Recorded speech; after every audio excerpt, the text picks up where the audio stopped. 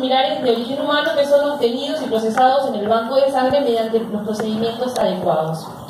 La transfusión de sangre es un trasplante halogénico y tiene muy corta vida media. Siempre hay que recordar que la sangre es un tejido y por lo tanto por eso la transfusión es un trasplante. Nunca vamos a encontrar una transfusión que sea 100% compatible porque no hay dos personas iguales y entonces siempre vamos a tener la posibilidad de generar alguna reacción en los donantes. Es por eso que siempre cuando hacemos una indicación de transfusión tenemos que tener certeza de que realmente necesita de la transfusión el paciente. La ley de Ottenberg, para que una transfusión sea posible, es que sea bien tolerada, que no le genere ningún efecto adverso en el paciente. Los glóbulos rojos del donante no deben ser aglutinados por el plasma del paciente, o sea, del receptor. Cuando vamos a transfundir un paciente, a le vamos a hacer la determinación de grupos sanguíneos. Ahí no importa si nosotros ya contamos en la historia previa que ya fue clasificado previamente con un determinado grupo. Siempre que se vaya a transfundir se debe repetir el grupo sanguíneo, se debe repetir la determinación del tipo de RH y siempre el estudio de anticuerpos irregulares o inmunes. Aquellas personas que las que tuvieron gestas previas, que recibieron o reciben drogas intravenosas o que se han realizado tatuajes o han sido transfundidos anteriormente, tienen posibilidad de desarrollar anticuerpos irregulares y por lo tanto siempre tenemos que estudiarlos antes de una transfusión. Y en los pacientes siempre tenemos que hacer la prueba de compatibilidad, ¿no? O sea que la sangre que vamos a transfundir, la sangre plasmatizada, debe enfrentarse al plasma o al suero del paciente para ver si hay aglutinación o hemólisis. En el caso de que haya aglutinación y hemólisis, quiere decir que esa sangre no es compatible y no se puede transfundir y tenemos que seguir una búsqueda de unidades compatibles. Lo importante de esta clase es que se vayan sabiendo lo que es un hemocomponente y un hemodiderivado. Los hemocomponentes son los constituyentes terapéuticos de la sangre que son preparados en los bancos de sangre por diferentes metodologías, ya sea por sedimentación, centrifugación o congelación. Nosotros tenemos 4 productos, que es la sangre desplasmatizada, el plasma, los crioprecipitados y los concentrados plaquetarios. De una unidad de sangre total, cuando van a donar, se obtiene una unidad que tiene anticoagulante, 63 mililitros de anticoagulante con solución aditiva, que es lo que hace para que la sangre dure más tiempo en la conservación. Se centrifuga y se obtiene una unidad de sangre desplasmatizada, una unidad de plasma fresco, que es la porción líquida de la sangre, donde están todos lo que son los factores de la coagulación. El crioprecipitado, que se produce del plasma por centrifugación del plasma, por descongelamiento del plasma, en donde obtenemos factor de von Willebrand, factor 8, y los concentrados plaquetarios. Estos son los 4 productos que obtenemos de una unidad de sangre total. Los hemoderivados son las proteínas del plasma humano parcialmente purificadas obtenidas bajo condiciones farmacéuticas de fabricación por la industria. El plasma que se obtiene de la donación de sangre se manda a la industria, que en el Uruguay se manda por intermedio del Plan Córdoba a Argentina.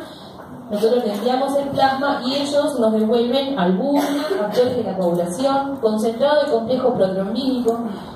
El concentrado de complejo protrombínico se utiliza a veces en las transfusiones masivas y tiene su indicación en lo que es la reversión de anticoagulación con warfarina, cuando necesitamos una reversión rápida, la inmunoglobulina polivalente y la inmunoglobulina anti-D. Esto es lo que ellos nos devuelven del Plan Córdoba. Estos son los hemoderivados. Cuando nosotros vamos a indicar una transfusión, como médicos tenemos que identificar la causa que está produciendo esa deficiencia y administrar solo el componente que está deficitario, con el objetivo de restituir una función y no un valor. Nosotros, como ya dijimos ayer, miramos y nos guiamos con la paraclínica, pero lo esencial es el paciente. ver si el paciente lo tolera o no, porque hay veces que cuando, por ejemplo, son anemias crónicas, toleran niveles de hemoglobina mucho más bajos que cuando es una anemia aguda. Entonces, de repente, cuando vamos a hacer la valoración, ese paciente necesita ser transfundido, pero no hay que ver el tema de la cantidad de unidades que se transfunden. A lo mejor una anemia crónica que está asintomática con una unidad suficiente, sangre plasmatizada es suficiente, y en una anemia aguda, que pueda llegar a tener el mismo valor que una anemia crónica, como es aguda y está mal tolerada, necesita la transfusión de más de una unidad. Hay que asegurar una máxima seguridad en lo que son los productos sanguíneos y verificar la correcta administración de los hemocomponentes. Siempre considerar el riesgo y el beneficio de la transfusión. Tiene que ser más beneficioso para el paciente recibir la misma, porque siempre las transfusiones pueden traer riesgos a la transfusión. Las transfusiones son, los hemocomponentes son productos biológicos, y eso siempre puede traer secundariamente un efecto secundario para el paciente que la puede llegar a pasar muy mal con la transfusión. Cuando vamos a indicar la transfusión, tenemos, la indicación de transfusión solamente la pueden hacer los médicos, no lo pueden hacer los practicantes internos, ni las nurses, ni enfermería, esto solamente compete al personal médico. Debemos tener los datos completos del paciente y el médico. Tenemos que tener el diagnóstico que motivó la transfusión, la patología de base y los niveles de hemoglobina y ver cómo está el paciente, el estado clínico del paciente en ese momento. Los diagnósticos relacionados, porque no es lo mismo un paciente que tiene síndrome funcional anémico sin cardiopatía isquémica, que está con un nivel de hemoglobina de 8, que un paciente con cardiopatía isquémica que está con una hemoglobina de 8 y con síndrome funcional anémico. La medida va a ser transfundir a los dos pacientes, pero el de la cardiopatía isquémica es el que más nos va a preocupar, por el riesgo de la hipoxia cardíaca que puede desencadenar, si no se transfunde, un infarto cardíaco. Ver el tema de los exámenes que tienen que estar actualizados. Nosotros nos guiamos por la paraclínica, pero siempre esta tiene que estar actualizada y estar en consecuencia en simultáneo con el paciente. Es importante la edad, el peso del paciente.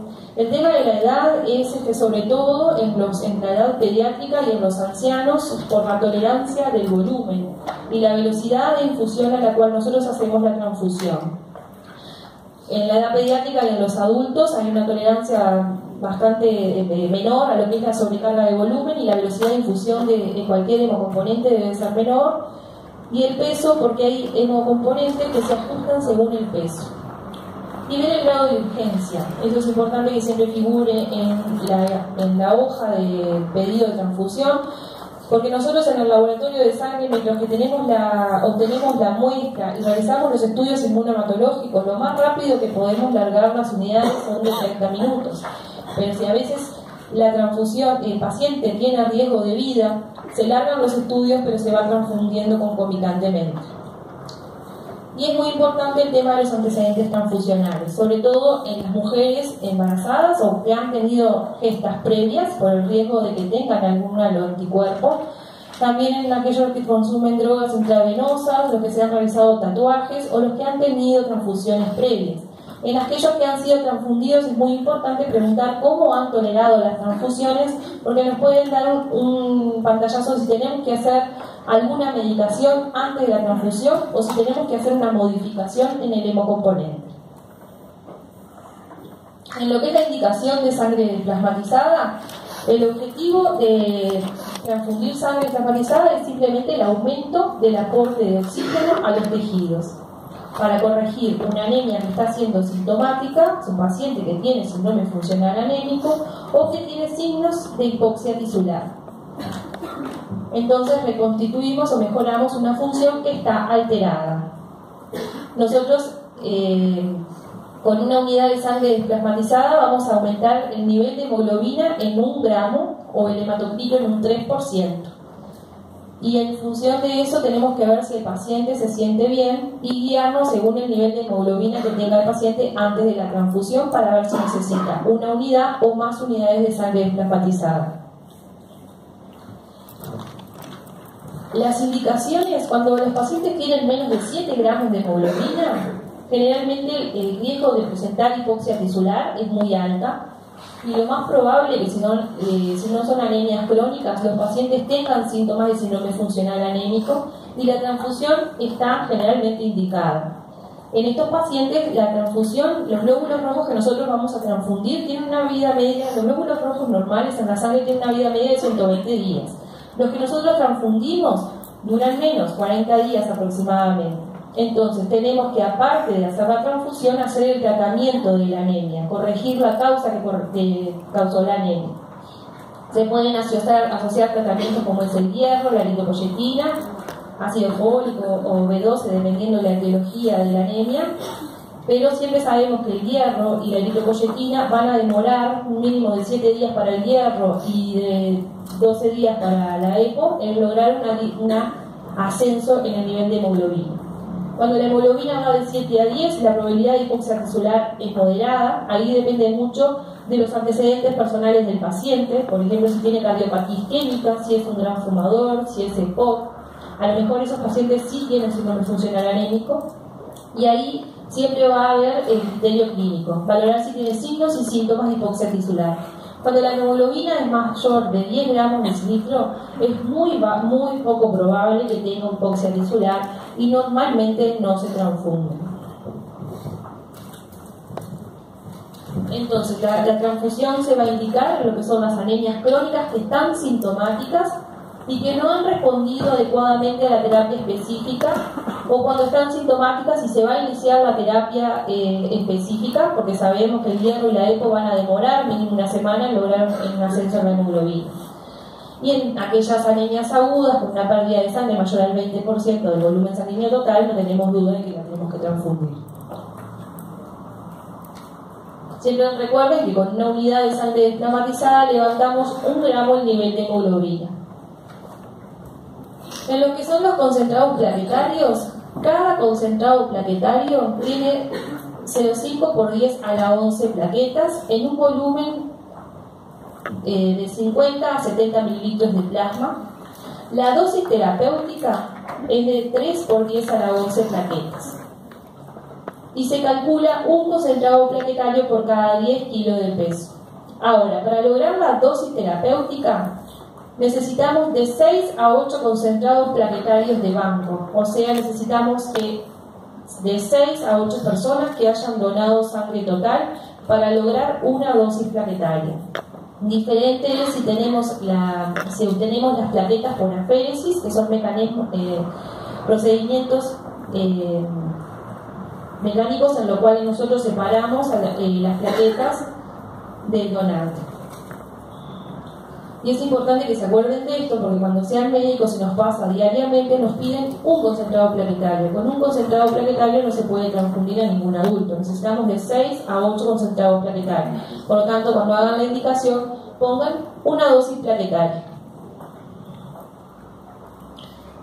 Los concentrados plaquetarios, como lo dijimos recién, se pueden obtener de la sangre total y también de los separadores celulares, que son lo que nosotros llamamos aféresis.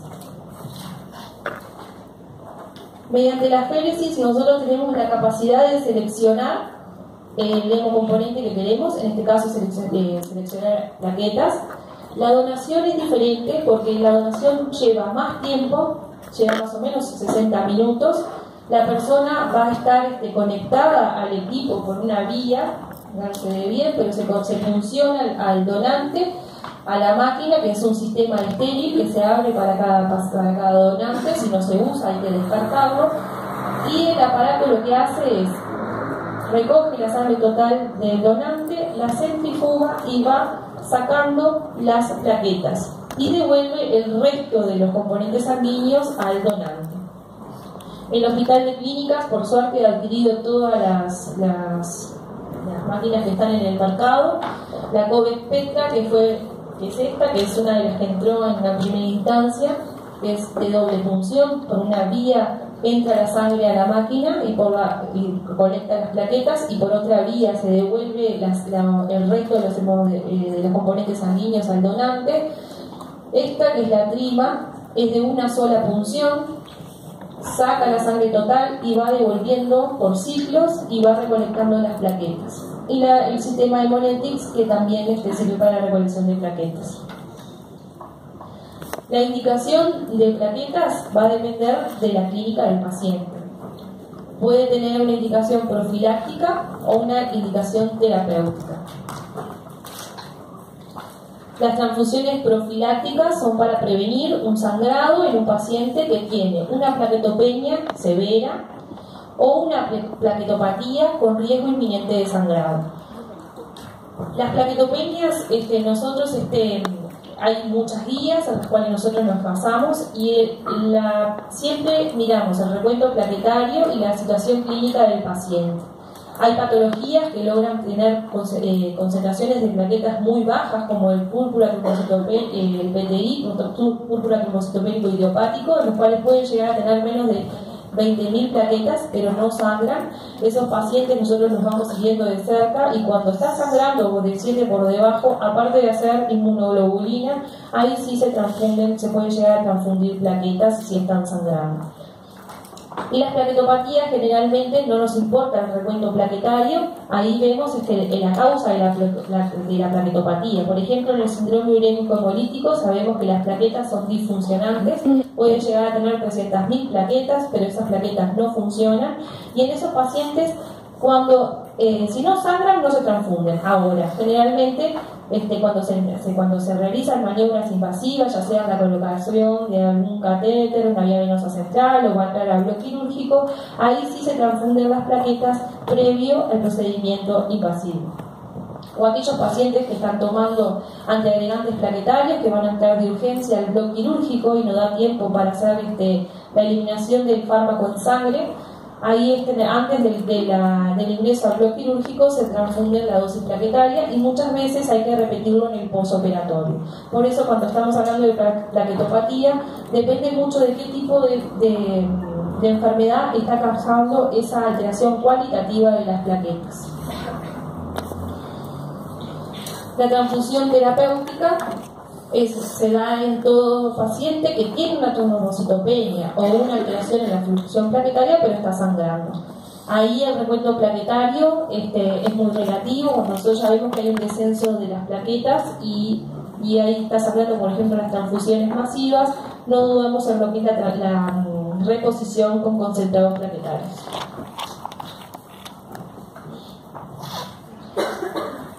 El plasma fresco congelado también se puede obtener mediante la donación de sangre total por centrifugación. Ese plasma debe ser separado de la sangre dentro de las primeras 6 horas de recolección y debe ser congelado rápidamente a temperaturas muy bajas. A esas temperaturas, menos 18, se puede almacenar por un año. Pero también el plasma lo podemos obtener por aféresis, por plasmaféresis, que son las mismas máquinas que vimos hace un ratito y en donde se le selecciona al equipo que queremos recolectar plasma. Y ahí recolectas 600 mililitros, se puede recolectar hasta 650 mililitros de plasma. El procedimiento es mucho más corto en comparación con la plaquetoaféresis, dado que para la donación de plasma los equipos automatizados demoran una media de 40 minutos y para la recolección de plaquetas, como dijimos, 60 minutos y a veces un poquito más. Las unidades de plasma fresco congelado que se obtienen de la donación de sangre total tienen un volumen de 200 mililitros y la dosis es de 10 a 20 mililitros kilo de peso del paciente. Por eso es importante conocer el peso del paciente, porque se calcula en función del mismo. Y también depende en parte de la patología del paciente. En aquellos pacientes que son cirróticos o que tienen un gran daño hepático por alguna otra causa, la dosis a veces hay que aumentarla. Hay que ser un poco más generosos porque nosotros ahí estamos restituyendo factores de la coagulación. El plasma se utiliza para la restitución de factores. Si el hígado no funciona, quiere decir que el plasma no tiene la concentración de factores de la coagulación es muy baja. Las indicaciones es tratamiento sustitutivo del déficit de la coagulación aislados para los cuales no existen concentrados específicos. En el plasma fresco nosotros tenemos todos los factores de la coagulación. Por medio de la industria por el plan de Corva, nosotros podemos obtener determinados factores de la población, como es el factor 8, 9, el concentrado de complejo petroquímico, pero hay enfermedades que todavía la industria no ha producido el factor por medio de la industria, como por ejemplo el déficit del factor 7, que si bien es una patología muy poco frecuente, hay pacientes que la padecen, y estos pacientes deben ser repuestos con plasma fresco.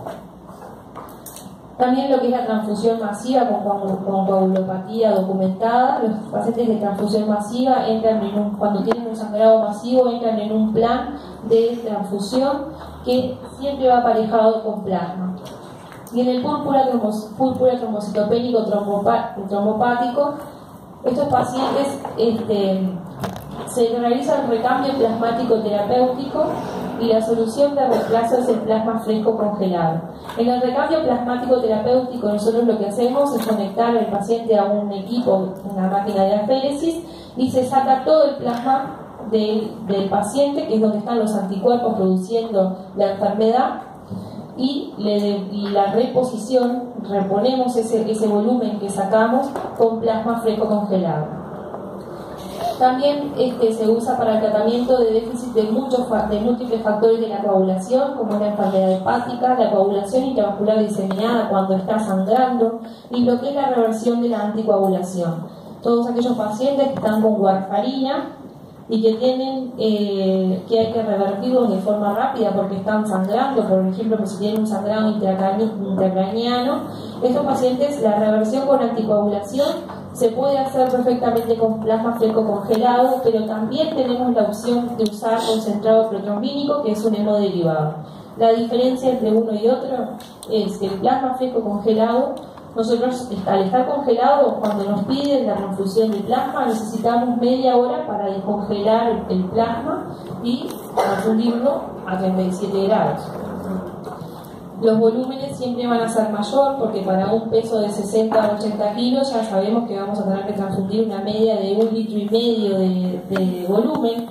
Y sin embargo, cuando hacemos concentrado de complejo protrombínico, el volumen de infusión es mucho más pequeño, son 50 mililitros, y la velocidad ya se encuentra preparado, no hay que descongelarlo, entonces es mucho más rápido infundirlo. Pero obviamente está el tema de los costos. El plasma fresco congelado es más económico que el concentrado de complejo protrombínico porque no tiene todo lo que es el procesamiento industrial.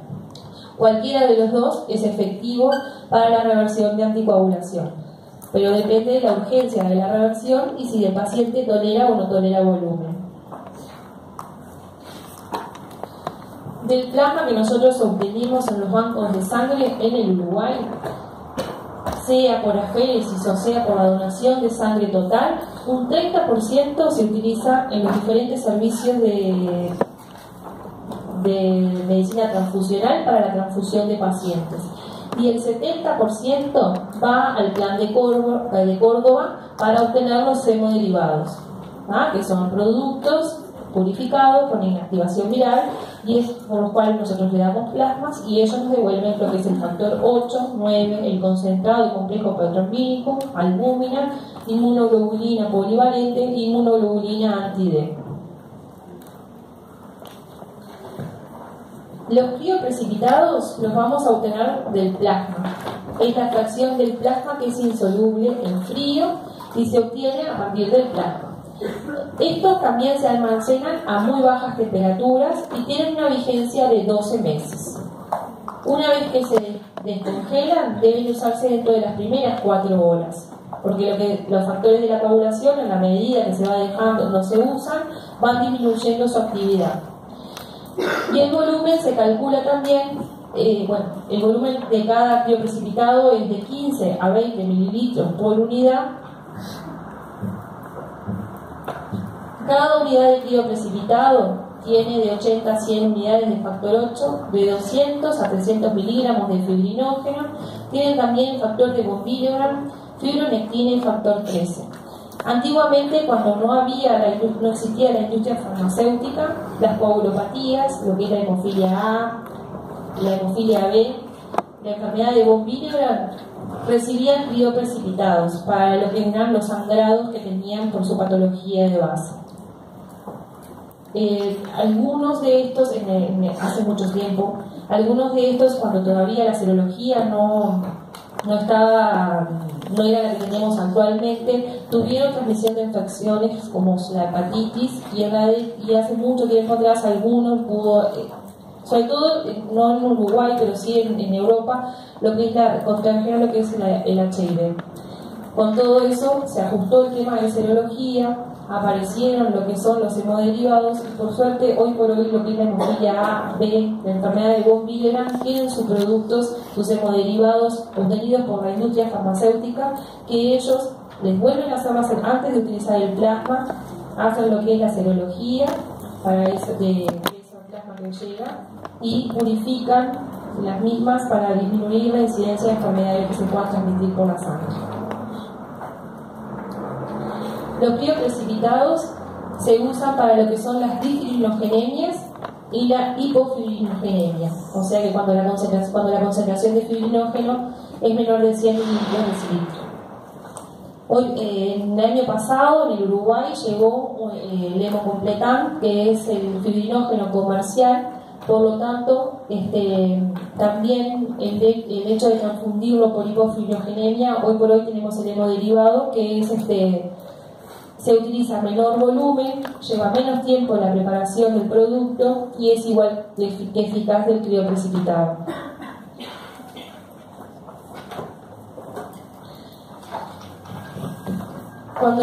Siempre que vayan a indicar una transfusión, acuérdense que las transfusiones tienen reacciones adversas.